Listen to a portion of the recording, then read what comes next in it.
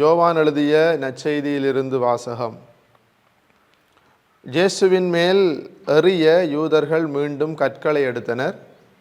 இயேசு அவர்களை பார்த்து, தந்தையின் சொற்படி பல நற்செயல்களை உங்கள் முன் செய்து காட்டியிருக்கிறேன். அவற்றுள் எச்செயலுக்காக என்மேல் கல்லெறிய பார்க்கிறீர்கள் என்று கேட்டார்.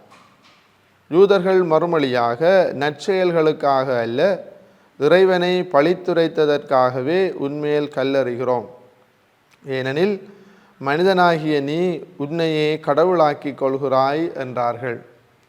இயேசு அவர்களை பார்த்து, நீங்கள் தெய்வங்கள் என நான் கூறினேன் என்று உங்கள் மறைநூலில் எழுதியுள்ளது அல்லவா? கடவுளுடைய வார்த்தையை பெற்றுக்கொண்டவர்களே தெய்வங்கள் என்று சொல்லப்படுகிறார்கள்.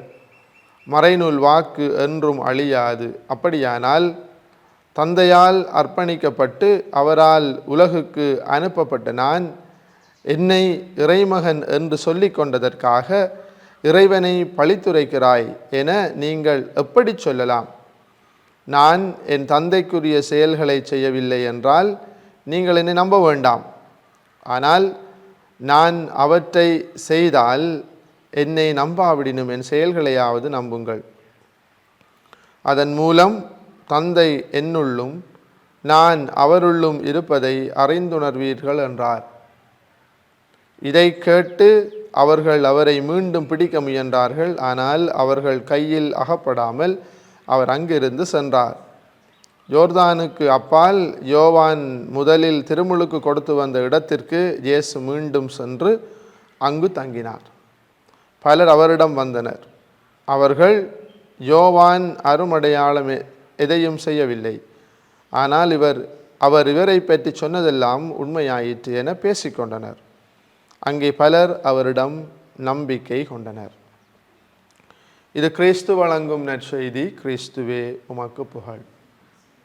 அன்பான நண்பர்களே, உறவுகளே, நாங்கள் தவக்காலத்தின் 5வது வாரத்திலே இருக்கிறோம். தவக்காலத்தினுடைய அர்த்தம் என்னவென்று சொன்னால், நாங்கள் இயேசுவினுடைய உயிர்ப்பை கொண்டாடுவதற்காக மேற்கொள்ளுகின்ற திரு யாத்திரை பயணம். அத்தோடு எங்களுடைய திருமுழுக்கு அருளை புதுப்பிப்பதற்காக நாங்கள் செய்கின்ற பயணம். இது ஒரு உள்ளார்ந்த ரீதியான பயணமாக இருக்கிறது.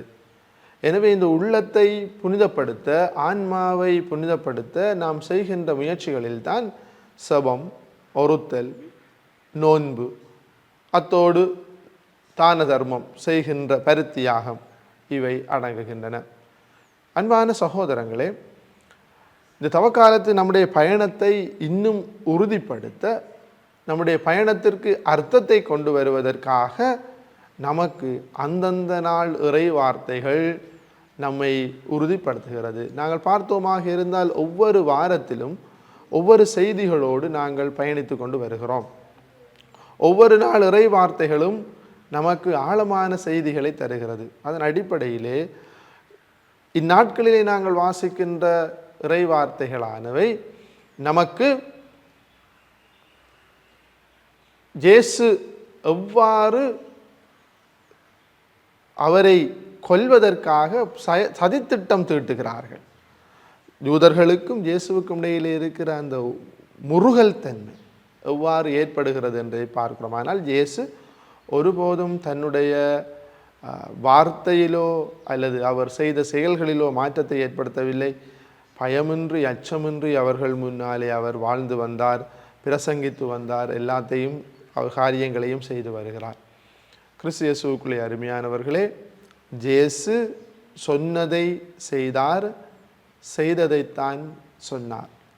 ஒருபோதும் அவர் அநீதியை யாருக்கும் விளைத்ததில்லை.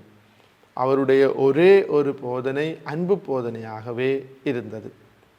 இவ்வாறு வாழுகின்ற பொழுது இயேசுவுக்கு வந்த நெருக்கடியிலே இருந்து கடவுள் எவ்வாறு அவரை கைதூக்கி விட்டார், அவரை காப்பாற்றினார் என்பது மிகவும் முக்கியமானது. இன்றைய நாளிலே நாங்கள் வாசிக்கின்ற இந்த நற்செய்தியின் அடிப்படையிலே, நீங்கள் நான் என் தந்தைக்குரிய செயல்களை செய்யவில்லை என்றால் நீங்கள் என்னை நம்ப வேண்டாம். ஆனால் நான் அவற்றை செய்தால் என்னை நம்பாவிடினும் என் செயல்களையாவது நம்புங்கள் என்று சொல்லுகிறார்.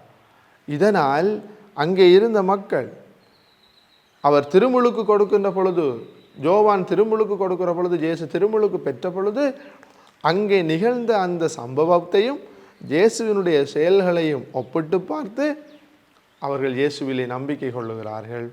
கிறிஸ்து இயேசுவுக்குள்ளே அருமையான உறவுகளே, நம்முடைய வாழ்க்கையிலும் நாங்கள் நம்ப வேண்டிய விடயங்கள் இருக்கிறது.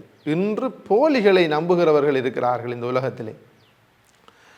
பாருங்கள், விளம்பரங்கள், இன்னுமாக இந்த தொலை தொடர்பு சாதனங்களிலே வருகின்ற விடயங்களை பார்த்து நாங்கள் நம்புகிறோம், அவற்றின் பின்னாலே செல்லுகிறோம், பொய்யான செய்திகளை நாங்கள் பரப்புகிறோம். பரப்பப்படுகின்ற பொய்யான செய்திகளை, வதந்திகளை நாங்கள் விசுவசிக்கிறோம். ஆனால் உண்மையான, நிலைத்து நிற்கின்ற, வாழ்வு தருகின்ற இயேசுவினுடைய செயல்களை, அவருடைய வார்த்தையை நாங்கள் விசுவசிப்பது இல்லை. தம் மகன் மீது நம்பிக்கை கொள்ளும் எவரும் அழியாமல் நிலை வாழ்வை பெரும் பொருட்டு அந்த மகனை அழிக்கும் அளவுக்கு கடவுள் உலகின் மேல் அன்பு கூர்ந்தார் என்று அடிக்கடி நாங்கள் தியானிக்கின்ற இந்த இறைவார்த்தையின் அடிப்படையிலே தம் மகன் மீது அன்பு கூறும், நம்பிக்கை கொள்ளுகின்ற நாங்கள் அனைவரும் இயேசு மீது நம்பிக்கை கொள்ள இந்த நாள் நமக்கு அழைப்பு தருகிறது. இயேசுவுக்கும் யூதர்களுக்கும் இடையிலே முறுகல் ஏற்பட்டாலும் இயேசு தன்னுடைய வார்த்தையிலும் செயலிலும் செயலிழந்து போனவர் அல்ல. எனவே எப்பொழுதும் இருக்கின்ற வாழுகின்ற இயேசுவினுடைய பிரசன்னத்தின் மீது நாங்கள் நம்பிக்கை கொண்டு அவரே உண்மை கடவுளாக நாங்கள் ஏற்றுக்கொள்வதே இந்த தவக்காலத்தில் நாம் பெறுகின்ற பெரும் பேராக இருக்கும். எனவே முயற்சிப்போம், வருகின்ற ஒரு சொற்ப நாட்களிலும் நாங்கள் இயேசுவின் மீது கொண்டிருக்கக்கூடிய அந்த அன்பிலும் பற்றிலும் முன்னேறி செல்ல ஆண்டவர் நமக்கு அருள் தர வேண்டும் என்று மன்றாடுவோம். ஆமேன்.